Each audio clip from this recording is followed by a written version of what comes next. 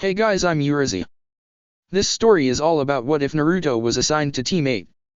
What if Naruto had been selected for a different team? What if he'd had a different mentor? Who would guess the consequences would be so large? Before we proceed with the story, please like and subscribe to this channel if you liked the video, and don't forget to check the description for the other works of the author if you liked the story. Let's start. Chapter 12, Stress Testing. Naruto stared down at his paper, holding his head in his hands. The rules, as explained by the scarred special Jonin, were pretty straightforward.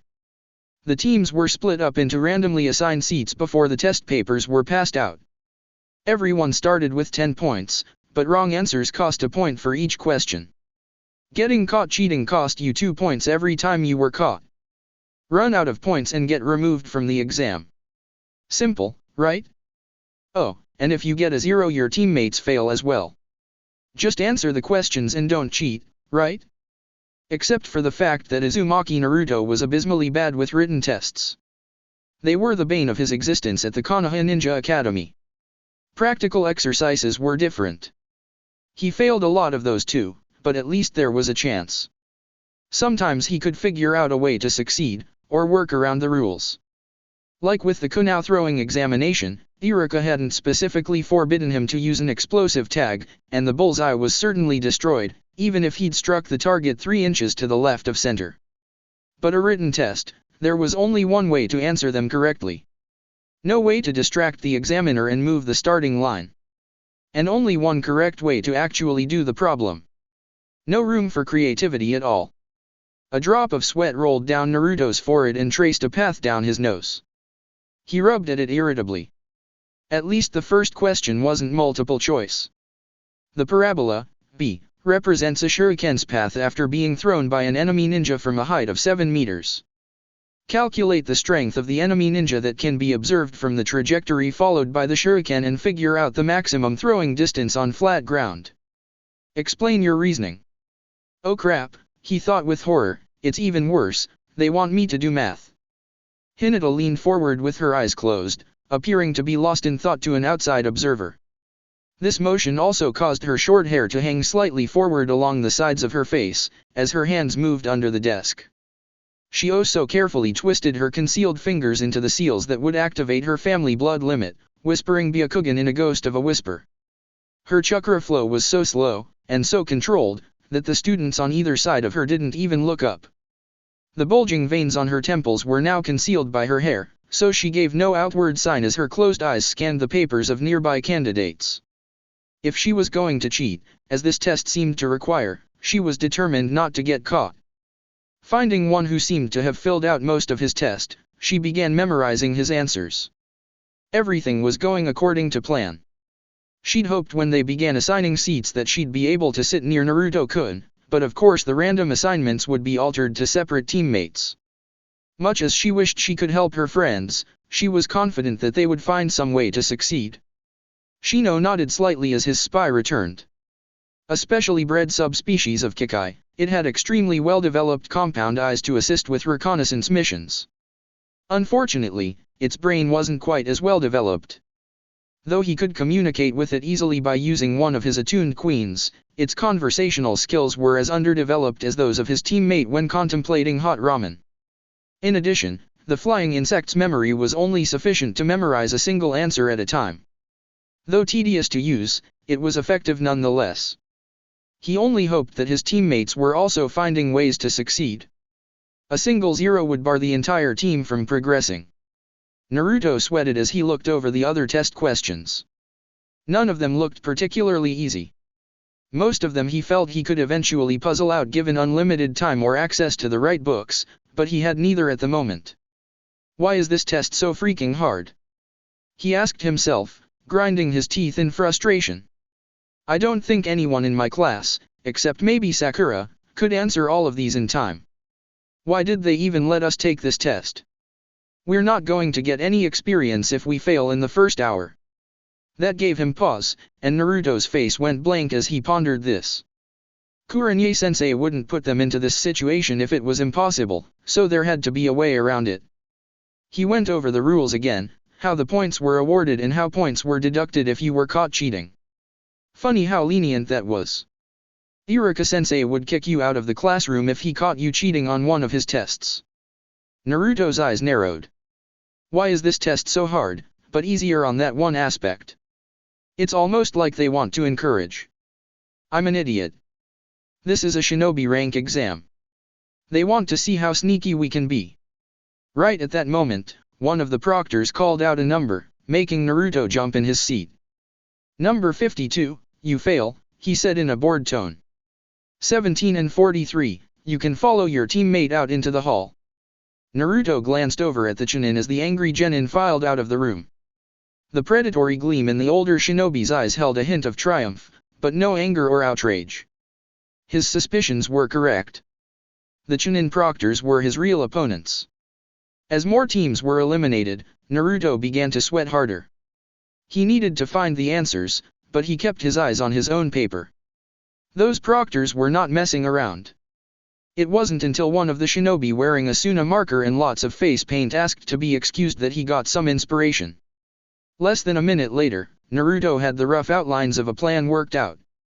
He just wished he had Shino handy to look for flaws. What is it, 23?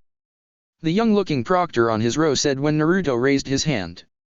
I need to go to the bathroom too, Naruto stammered. He grimaced and held his stomach. I think I drank some bad milk, he added. The proctor didn't react, other than to smoothly rise to his feet and gesture for Naruto to follow. Naruto wisely kept his eyes down for the most part, but out of the corner of his eye he saw Sakura look up, eyes widening in surprise, as they walked past. In a quiet voice, the proctor directed him to go down the stairs to second floor, before proceeding down the hall. Naruto guessed that they wanted to make sure he and that Sunanin didn't come into contact. That was fine with him. If he was with Sabuku Nogara, he was at least dangerous by proxy. But to Naruto's dismay, the proctor followed him into the bathroom, standing beside the sinks. Naruto clutched his stomach again and ducked into one of the stalls. Aware that the Chunin could see under the stall doors, Naruto dropped his trousers and sat down. He also pushed up the jacket sleeve on his left arm, leaving the skin of his forearm exposed. After pausing long enough to very carefully mold the chakra, he coughed loudly as his fingers formed the seals.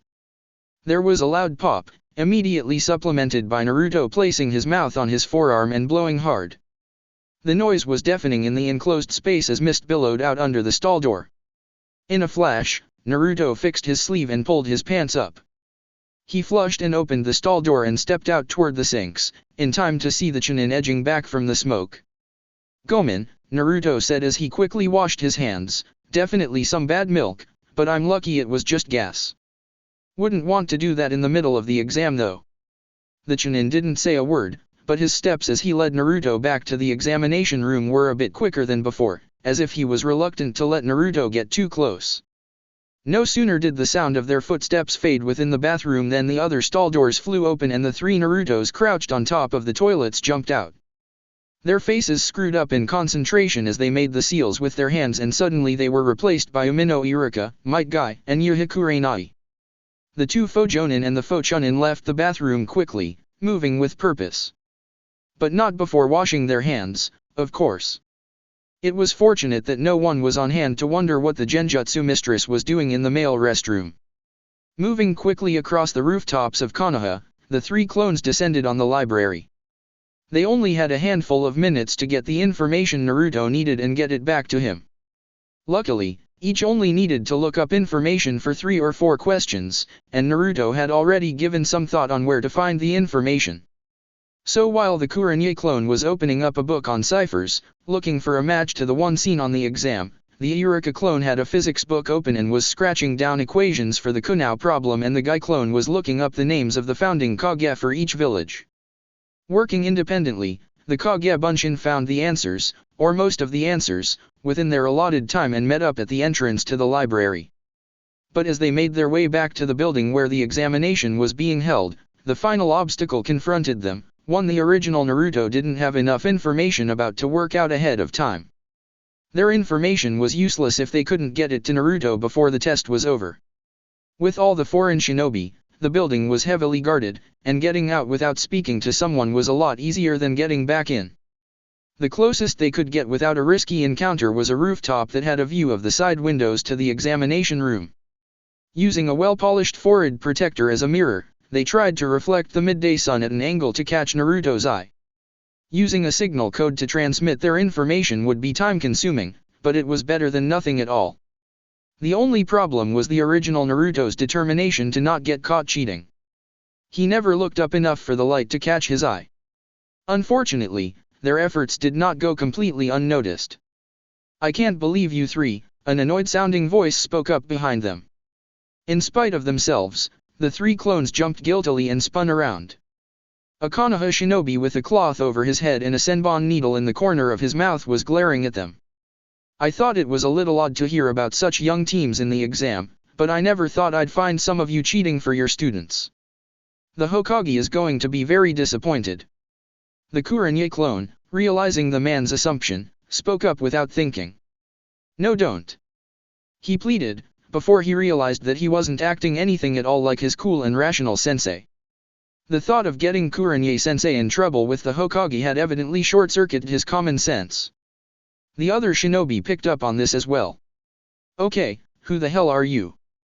he demanded as senbon needles appeared between his curled fingers. When the clones didn't immediately answer, he whipped his hands up and flung the needles at the imposters. The clones tried to dodge the missiles. Often senbon were coated with drugs or poisons to disable the target, but given how much chakra they had left, the first hit would be fatal. But as they crouched down or threw themselves to the side, the Konoha shinobi did a seal and the senbon seemed to multiply in midair. Each clone was punctured by one or more needles and exploded into a puff of smoke. Naruto abruptly stiffened in his seat as his brain was suddenly flooded with information. That jerk! He cursed to himself. Why did he have to interfere with? Wait. How do I know what happened to my clones? I wasn't there. His questions cut off as he abruptly realized that he had the information needed for the test now. He went back to the first question and began writing down the equations before he forgot them. There would be plenty of time to think about his clones when he wasn't taking a test. Naruto's pencil moved frantically as he filled in the squares allotted for his answers. As he provided workable solutions to the first 9 questions, the knot in his stomach slowly began to loosen.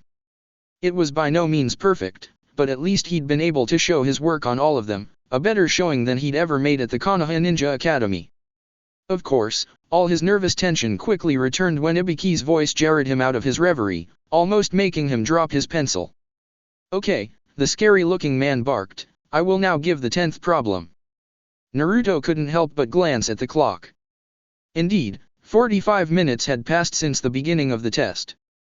It had only felt like an eternity. This Ibiki guy really should be working at the academy, he was perfect for that place. His musings were cut short as the weird Suna shinobi finally returned from the bathroom, only to get a sarcastic remark from the examiner. Naruto wondered if the guy didn't get enough fiber in his diet. He certainly looked dyspeptic enough as he returned to his seat. "I will now explain," the scar-faced man in the black trench coat continued. "This is a hopeless rule. First, you are all going to choose if you wish to take this 10th problem or not. Choose," asked a blonde kunoichi with a Suna hitai worn loosely around her neck like Hinata. Despite her hairstyle, she was the most normal-looking person from Suna that he'd noticed so far. "If you choose not to take it, your points will be reduced to 0, Ibiki answered with a faint smile. "In other words, you will fail. Your 2 teammates will fail along with you."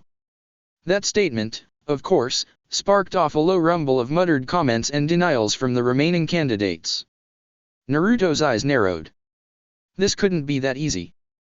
"And here is the other rule," Ibiki continued, ignoring them all as he seemed to savor the moment.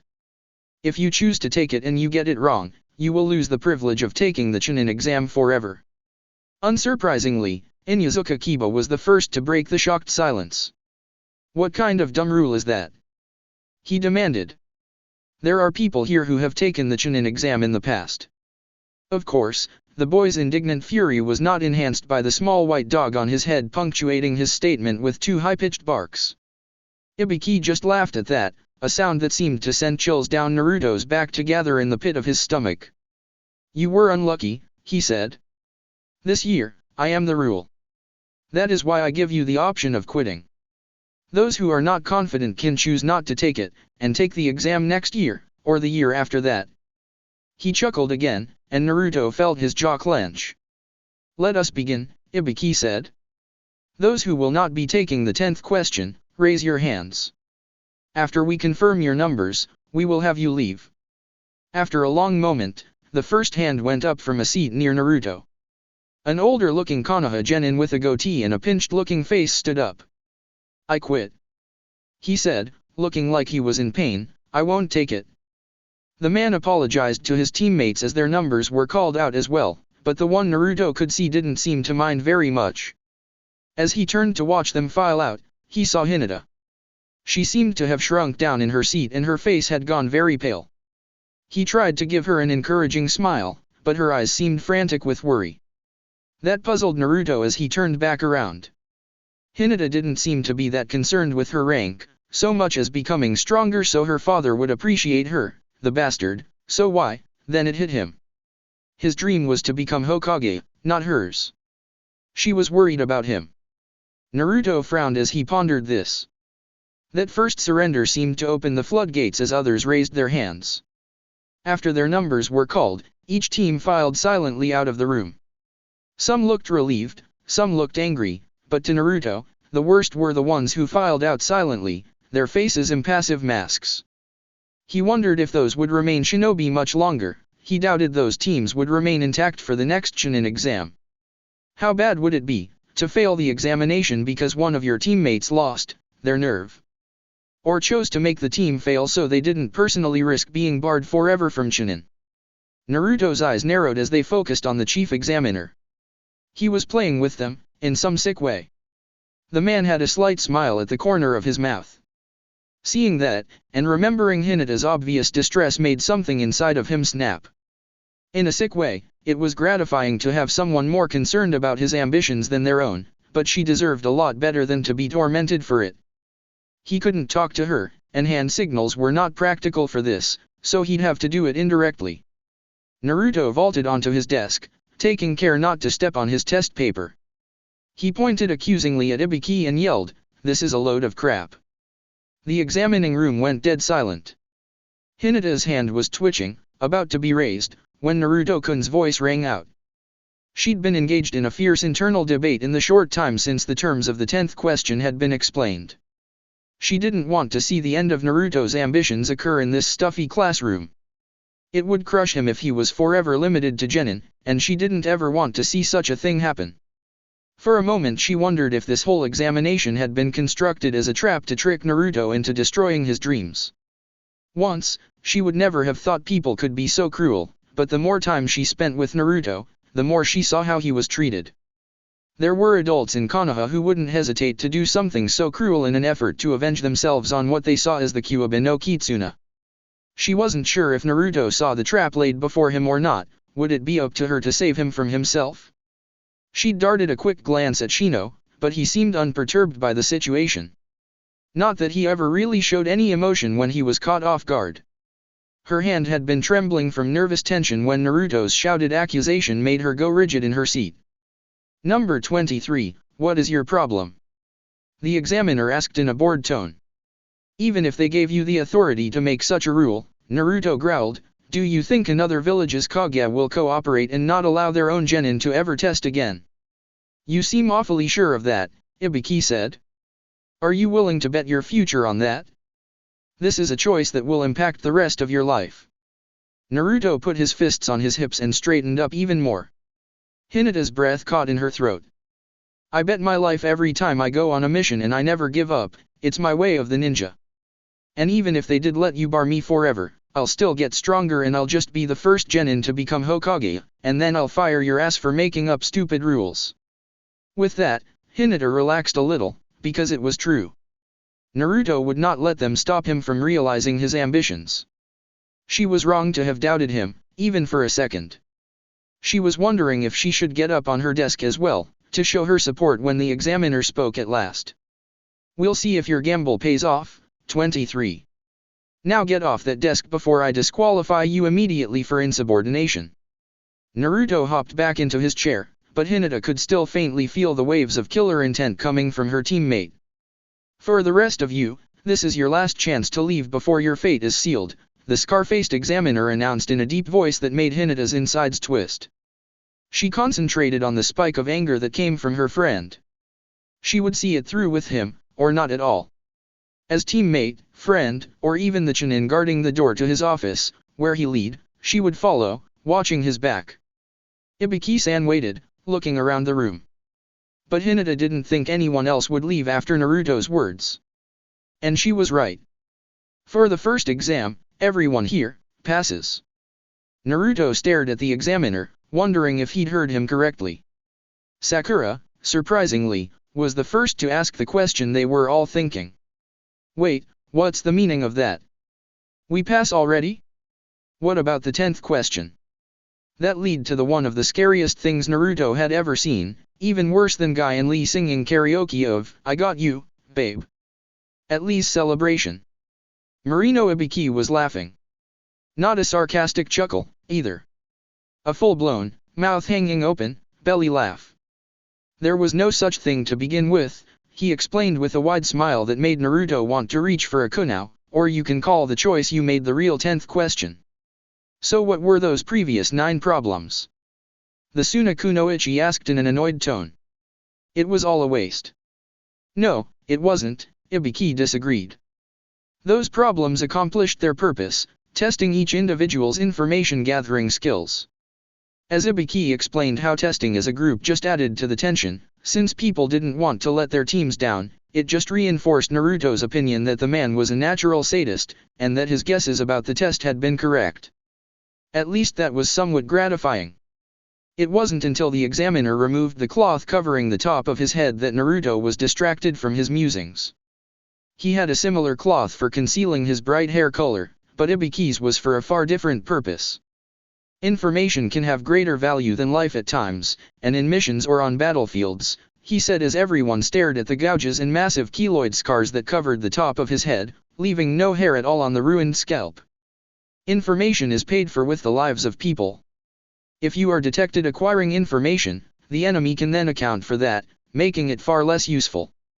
They may even use what you learned to lure your side into a trap, Ibiki continued as he retied the cloth around the top of his head.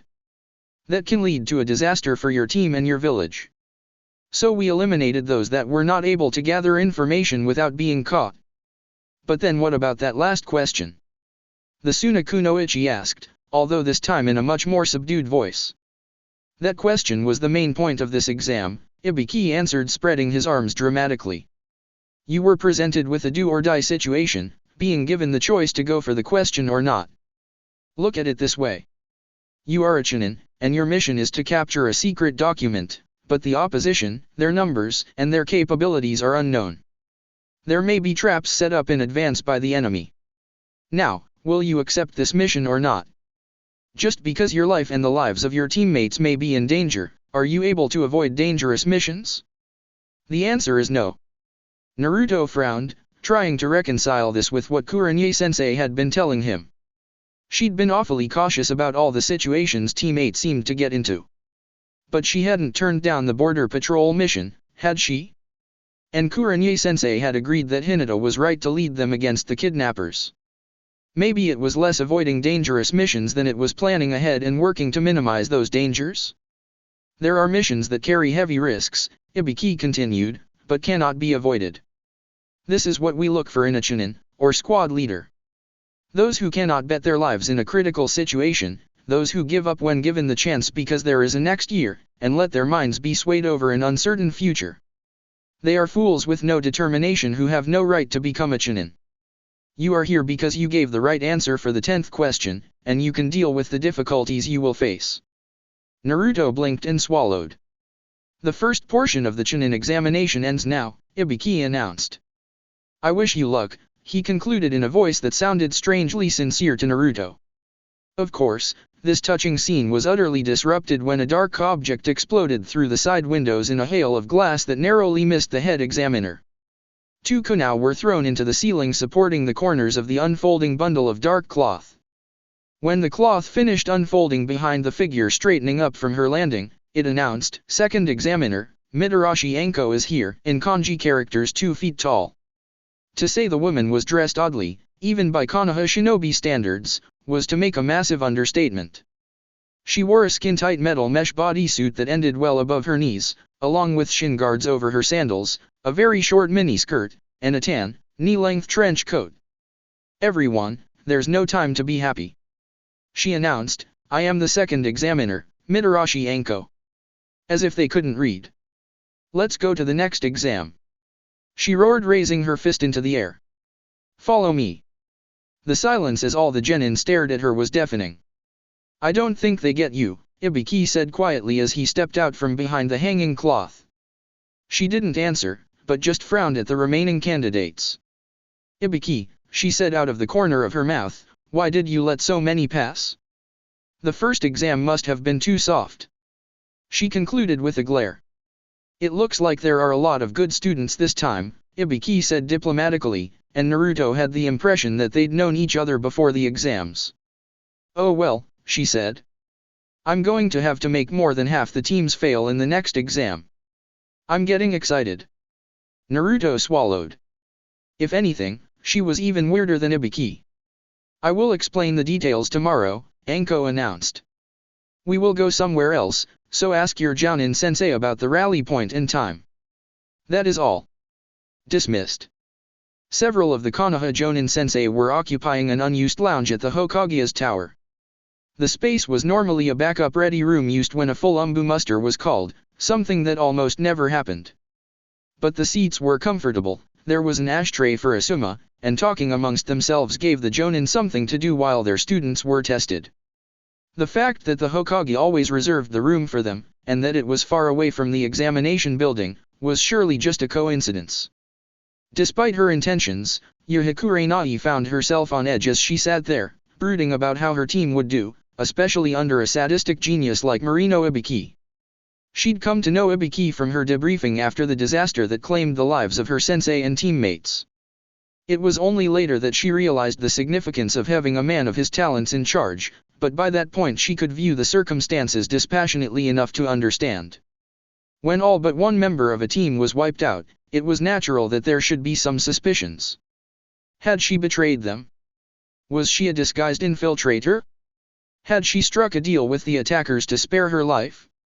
Ibiki listened once to her fragmentary, disjointed description of what had happened. He asked her a few questions, and then sent her off to the hospital to have her wounds tended. He'd visited her there several times to check off various details in her story, but his face had not betrayed any signs of disbelief, or any other emotion.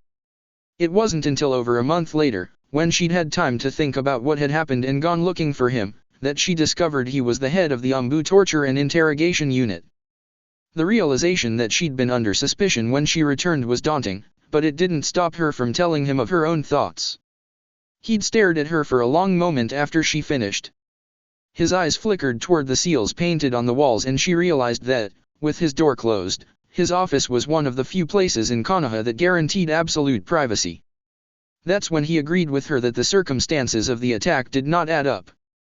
Too much force had been used to gain too small an objective. There was something else at stake, that much was clear. He'd also cautioned her to keep her head down and her thoughts to herself until such time as she had ironclad proof of her accusations, lest she be made to join her team in the afterlife. Kurenai's stomach was churning as she left that meeting, which Marino Ibiki had logged as the final debriefing from aborted mission #2579B. It was gratifying that he'd taken her seriously. Too many sexist fools would disregard the words of young Kunoichi, regardless of her intelligence. It was a relief that such a professional agreed that something was going on here, she wasn't just suffering from paranoid delusions triggered by her grief. But at the same time, his observations had chilled her. Whoever had set them up had access to resources and information to a degree that was frankly terrifying when she stopped to consider the implications. And this unknown party had demonstrated no compunctions about shedding blood to achieve their goal. Her future survival truly depended on her discretion. She'd never felt so alone as she walked back to her family's house. Fortunately they were out of town on a visit to one of her father's suppliers in Wind Country when she'd returned to Konoha. At least she'd been able to spare her mother the worry of her only daughter being in the hospital. But any mistakes she made if she tried to pursue an investigation could cost them their lives as well, so she decided to wait until they returned and speak to them both. A week later, a scroll arrived, detailing the fire that claimed her parents' lives. At that point, Kurenai realized what being all alone really meant.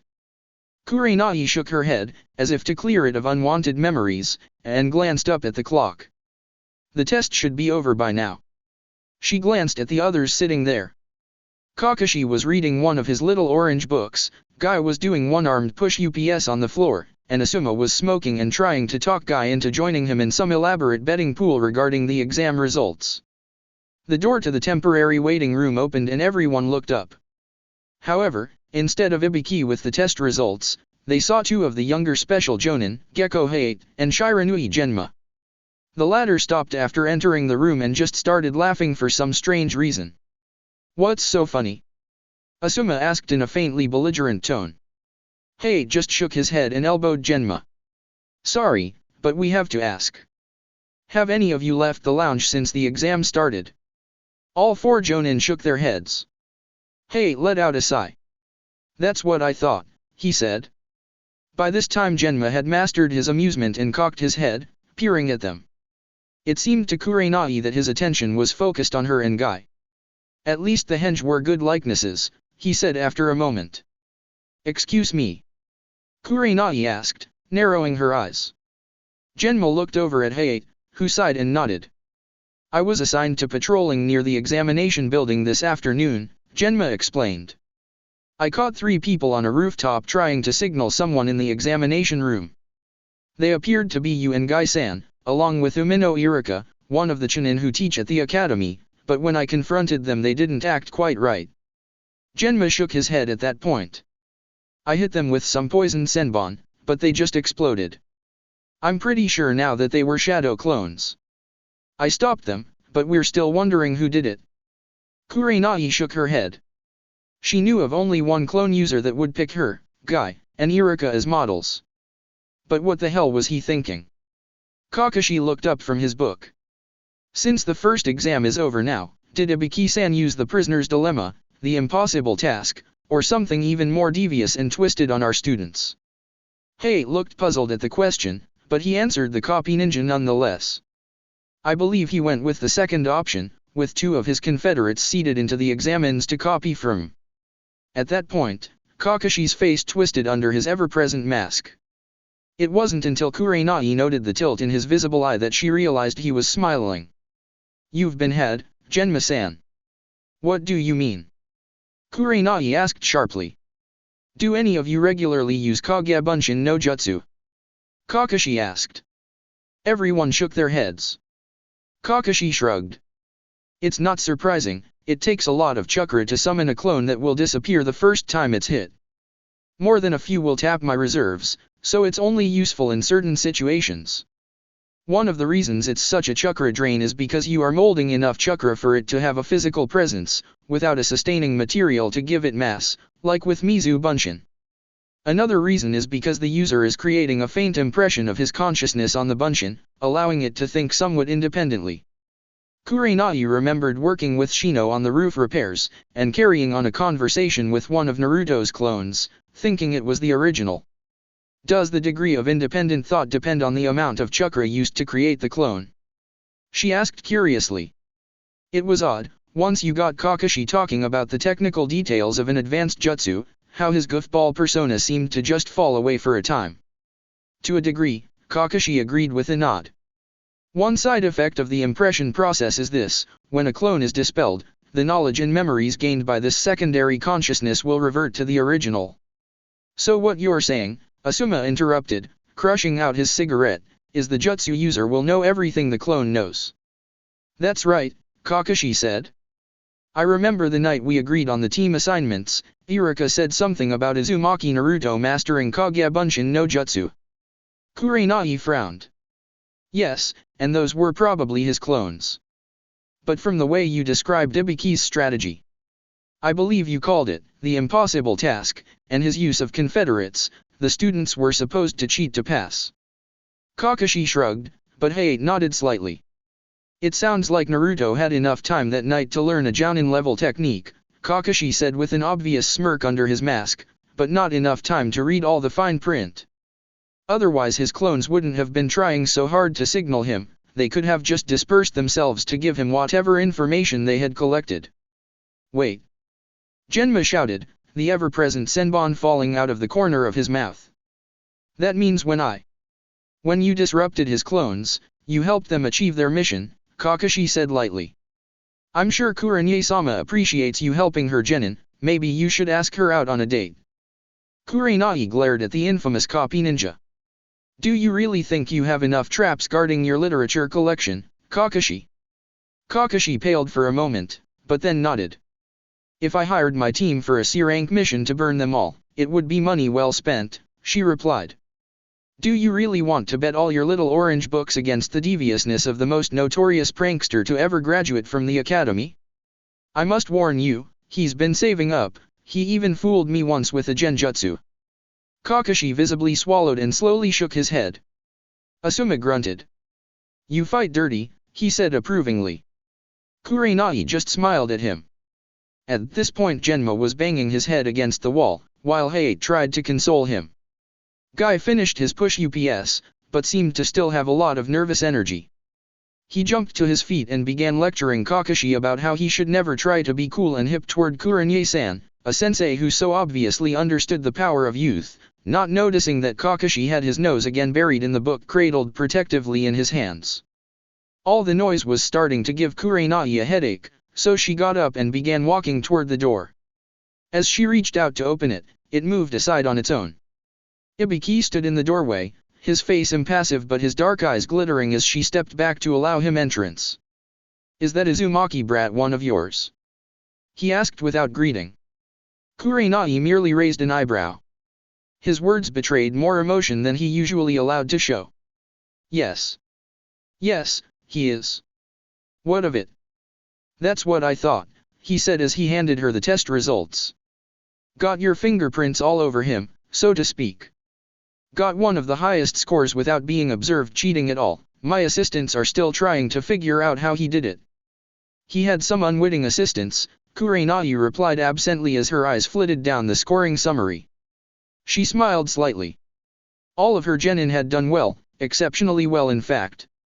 She looked up at Ibiki, who was visibly glowering. We just figured it out, you can ask Genma. Now what else happened? Ibiki sighed. The last question was a gut check, to see if they could commit in a high-stress situation. I told them that if they chose to answer the last question and failed, they could never take the exam again. Kurenai frowned. That must have gone over well. Well, it did the job. All the wimps were bailing out like rats leaving a sinking ship, when your genin jumps up on his desk and starts shouting at me, Ibiki continued, scowling.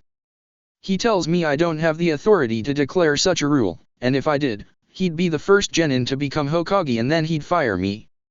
Fire you? Kurenai asked, going very still. When Asuma nudged her shoulder, she handed him the exam results, still maintaining iron-rigid self-control. Yes, Ibiki confirmed sarcastically. I believe the exact words were, I'll fire your ass for making up stupid rules, ... I see, Kurenai said as she carefully edged toward the doorway.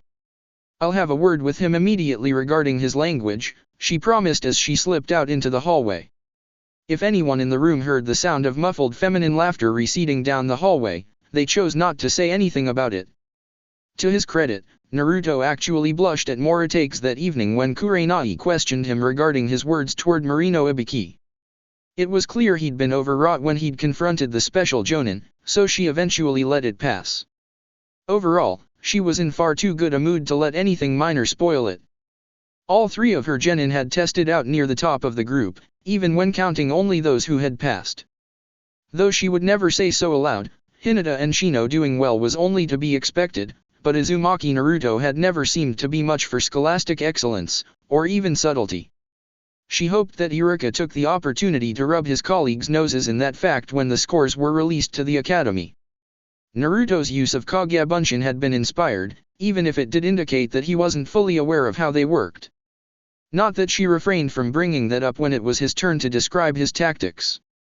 The rosy blush that returned to his face more than made up for any embarrassment she'd suffered in the Jonin lounge. On the other hand, it was gratifying to note that he'd already mostly figured out that aspect of Kage Bunshin on his own. Moreover, she was cautiously optimistic regarding the confrontation between Naruto and Ibiki. Of course, the Jonin had been irked at how, publicly, Naruto had called his bluff. But at worst, he'd only have to deal with some kidding from the other instructors. Out of anyone in Konoha, she was sure the head of the Umbu torture and interrogation squad could appreciate what had been done to Naruto, and respect the boy for not turning into a murderous beast. Even his comments earlier that day had been laced with grudging respect. Hopefully when the time came, he would regard defending Naruto from a faceless conspiracy to be in the best interests of Konohagakure. As they finished their meal, Kurenai also couldn't help but notice that Hinata had been even more quiet than usual. The pale-eyed girl described her surreptitious use of the Byakugan in as few words as possible, looking down the whole time. She even looked uncomfortable when Naruto praised her for being extra sneaky. After giving her students directions on how to reach the second examination, using a map of the Konoha training areas, Kurenai suggested that they go home early to pack their equipment and get as much rest as possible. But after she paid the bill, she followed her students out. "Hinata, would you stay a moment?" she asked the Hyuga girl in a voice that was little more than a whisper. The girl nodded. As soon as Naruto and Shino were out of sight, Kurenai spoke again. "Now what's bothering you?" The young Kunoichi looked even more uncomfortable, if that was possible. Kurenai-sensei. I am just disappointed in myself," she said quietly. Kurenai refrained from comment as she gestured for Hinata to follow her. After they both sat down on a bench not too far from Moritake's entryway, she took a deep breath. Hyuga Hayashi's treatment of his daughter was atrocious, and every time she had to deal with the consequences, it became harder and harder to restrain her anger. "Please explain to me why you are disappointed, Hinata," she asked in as gentle a voice as she could manage. "I have heard nothing tonight that you should not be proud of."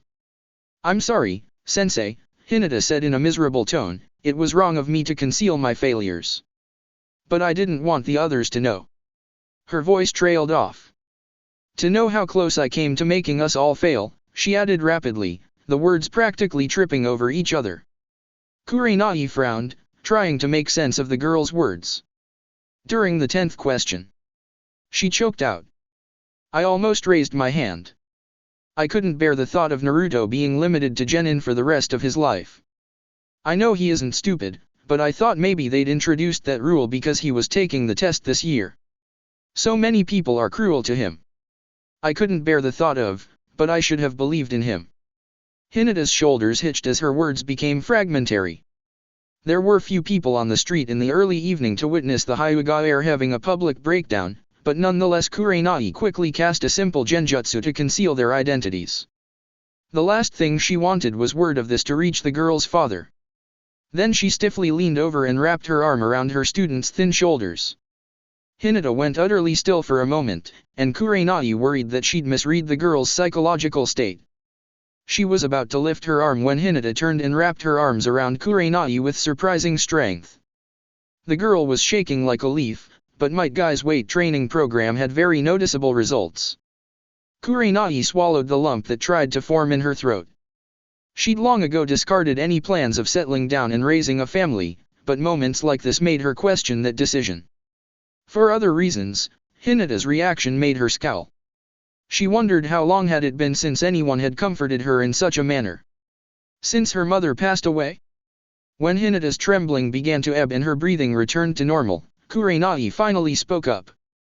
"Hinata, I don't see where you did anything wrong. You were concerned for your teammate, and were looking out for his best interests. When it was clear that he correctly assessed the risks and chose to continue, you went along with that. You have nothing to apologize for, either to me or to your teammates." Hinata let go of her sensei in order to look up at her in confusion.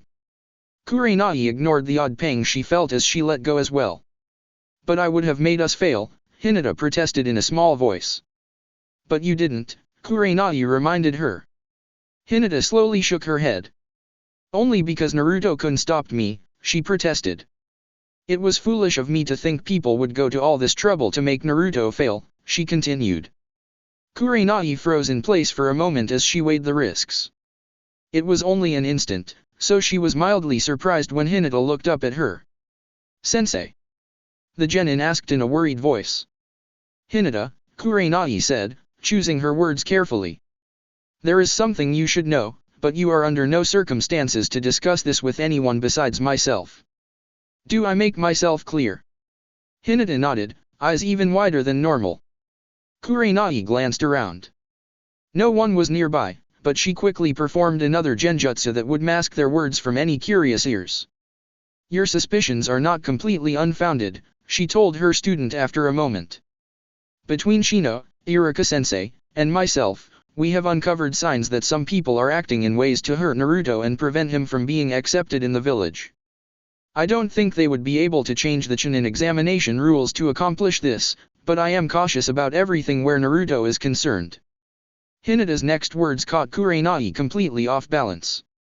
Is my father involved? She asked, tension visible in the trembling of her jaw. I don't know, was all Kurenai could say. She hadn't anticipated Hinata making that connection so fast. The head of the Hyuga clan would have the influence to do some of the things we've uncovered, but that alone is not proof. Hinata's eyes had gone very still, and seemed to bore into Kurenai's as she spoke. He asked me, after we returned from the border, about the fight with the kidnappers, Hinata said. Kurenai's breath seemed to catch in her throat. If he knew that Naruto had drawn on the Kyuubi's chakra, he could use that too. However, Hinata continued, I was unconscious for some of the battle and could not answer his questions. He seemed very disappointed. Now Kurenai finally recognized why Hinata's eyes seemed to have unnerved her for an instant. Her student was angry. Your discretion is highly appreciated, Hinata, she said evenly as she remembered a discussion between her own parents that she'd overheard a year before she graduated from the academy. They'd just returned from the funeral of one of her father's trading partners, one Hiruto Yasuri. He and his daughter Natsuki both died after eating a meal prepared with some wild mushrooms that turned out to have been highly poisonous. It was ruled to be an accident, but Kurenai's parents didn't believe it. The daughter had been 39 at the time, an unusual age for a once attractive girl to remain unwed. It wasn't, however, for a lack of suitors. Her father had rejected the young men of the village who'd asked permission to court his daughter, hoping she would catch the eye of one of the nobility. He was extremely wealthy, but money couldn't buy entry into the nobility of Fire Country, so his only option was through marriage. Unfortunately, his insistence that his daughter could only marry someone of that class had left her alone until her youth had fled. While many who knew the family felt bad about the situation, Natsuki never complained and never spoke about it. But she'd prepared the meal that claimed her and her father's life. Kurenai blinked, as she wondered what had stirred up that memory. As a shinobi of the leaf, Hinata was not quite as constrained as Hiruto Natsuki had been. Perhaps it was the reminder that a meek and soft-spoken exterior could conceal surprising depths. It was a lesson she was sure that Hyuga Hayashi had yet to learn. Naruto made sure he arrived at training area 44 at least an hour before the second exam was scheduled to begin. As it was, Shino was already there, and Hinata arrived at roughly the same time. After all the nervous tension of the first exam, and then unwinding at the celebratory dinner at Moritake's, he'd fallen asleep as soon as his head hit the pillow. Now, after sleeping far later than he was used to, he felt ready to take on the world. Which was a good thing, given how some of the other examines were eyeing him as they arrived at what signs announced was a forbidden area. Shino was quiet as he paced back and forth, facing the fence that marked the boundaries of the training area. Naruto had never seen his friend, well, fidget like that before. He supposed that the seriousness of the situation was finally getting to the normally unflappable Aburame. Serious or not, he doubted Shino would appreciate him commenting on his behavior, so Naruto stood next to Hinata and went through his mental checklist of the equipment he'd packed. The instructions relayed from Kurenai-sensei said to come prepared as they usually would be for a mission. Given that some of their missions were weeks long, that could mean a lot. Also, when he looked at Sensei's map of the training areas, Area 44, located at the northwest edge of the village and extending well out into Fire Country, was a circle 20 kilometers in diameter. That suggested that the second exam might last far longer than the first. So he, and to a lesser extent Hinata, had packed heavily for this mission. The chakra-enhanced training weights on their wrists and ankles could always be adjusted to make up the extra weight. While doing this slightly changed their balance, they had adjusted by the time they reached the training area. Hinata left the normal bag she carried around Konoha at home, and instead wore a full-sized backpack over her jacket. Naruto's pack was slightly oversized for his height, but was strapped on tightly and didn't interfere with his movements. He'd even tested this by wearing it during a sparring match with Lee the day after he'd purchased it from Tenten's father. The fabric directly over his back concealed a thin layer of metal links between it and the lining. It might not stop a kunai, but it could slow one down. He also wore both kunai holsters and equipment pouches today. Some of the other genin looked at him curiously as they arrived, but others looked thoughtful or worried. He wondered briefly if they thought he had some inside information about the next stage, but it wasn't like they couldn't make the same deductions his team had. He scowled for a moment. He was starting to sound like Shikamaru. Next thing he knew he'd be lying on his back, staring up at the sky and calling his teammates troublesome. He glanced over at Hinata.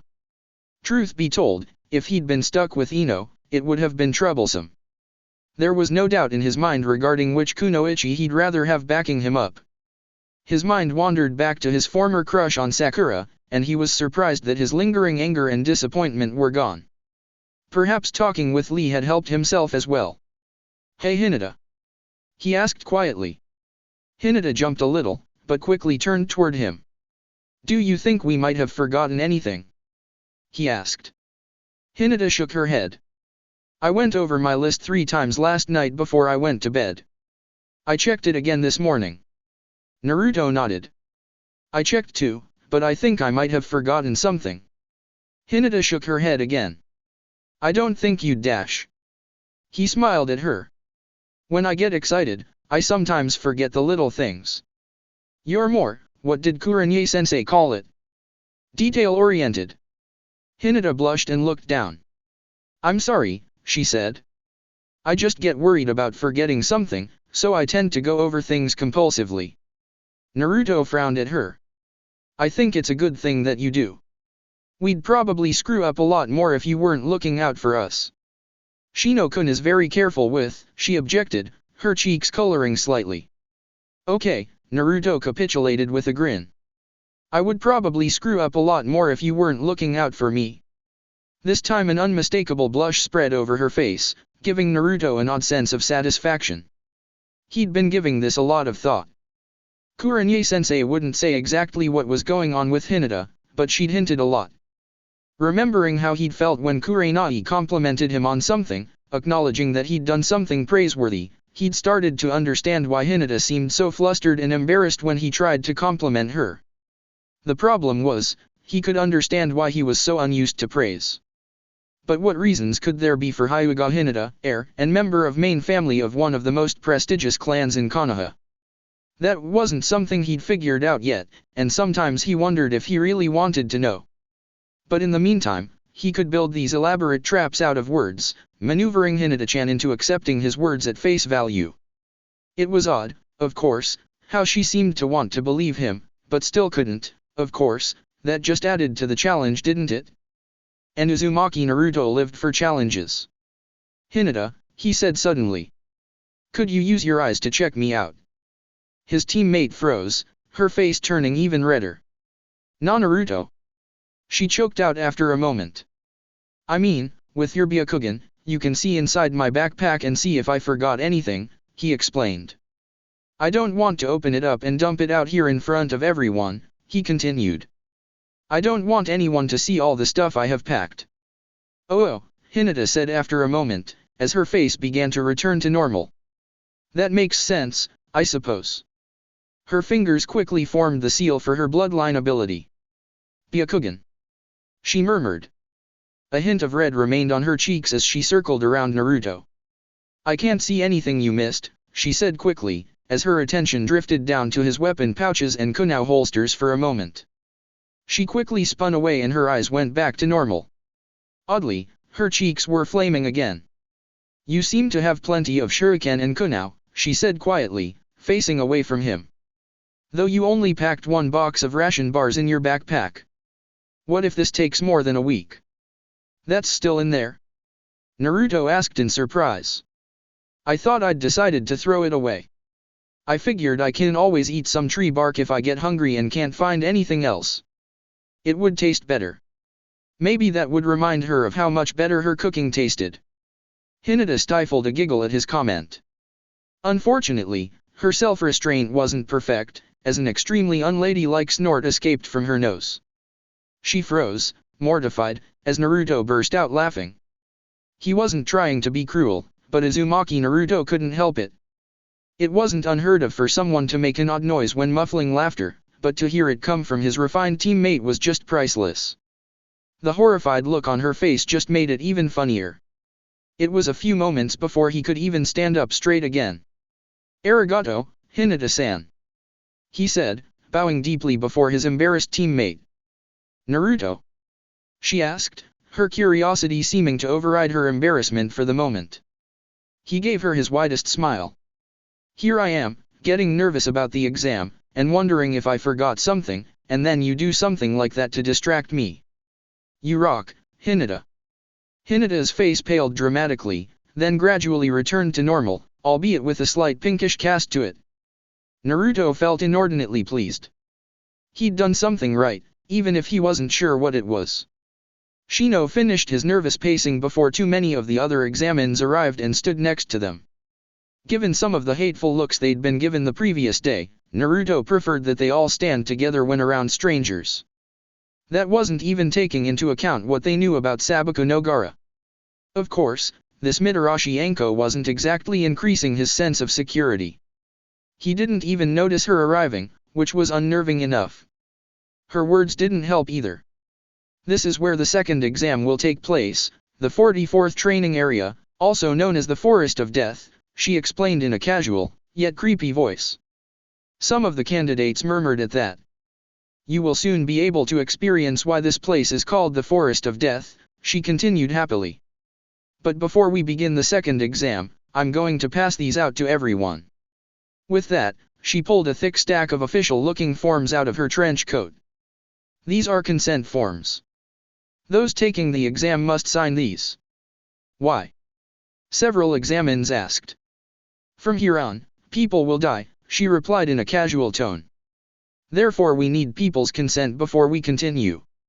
Otherwise, I'd be held accountable. She ended with chuckle, but no one else seemed to find her words funny. Now, I will begin to explain the second exam, she continued after a moment. To be brief, this is going to be a survival test. She handed the stack of forms to Hinata, who took one and handed the stack to Naruto, who took a pair for himself and Shino before handing the rest to Shikamaru. This area, she explained as she unrolled a map she'd pulled out of her trench coat, is a circular region surrounded by 44 locked gates. In addition to rivers and forests, there is a tower in the middle. It's around 10 kilometers from any entrance to the tower. Inside this area you will have to fend for yourselves as you battle over these scrolls, she explained, pulling 2 sealed scrolls from inside her trench coat as she replaced the map. Naruto wondered briefly if there was a jutsu that allowed her to carry so much stuff in it.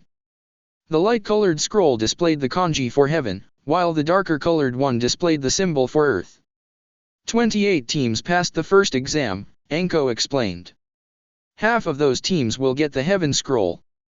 The other half will get the earth scroll. Each team gets 1 scroll. What is needed to pass?